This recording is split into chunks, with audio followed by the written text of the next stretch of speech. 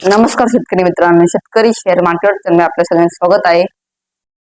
आंतरराष्ट्रीय ऊर्जा संस्थेने IEA इशारा दिला आहे की जर हॉर्मुझची सामुद्रधुनी प्रतिबिंबित राहिली तर पुढील 6 आठवड्यात काही युरोपीय देशांना जेट इंधनाचा प्रत्यक्ष तुटवड्याचा सामना करावा लागू शकतो.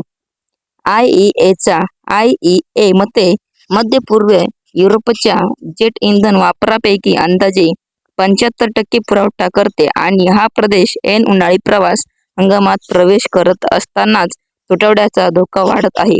फेब्रुवारीच्या अखेरची अमेरिका-इराण युद्ध सुरू झाल्यानंतर तेलांच्या किमती वाढल्या असून ब्रेट क्रूड जानेवारीच्या सरासरीच्या तुलनेत 50% पेक्षा जास्त वाढले आहे आणि जेट इंधनाने क्रूडला मागे टाकले आहे.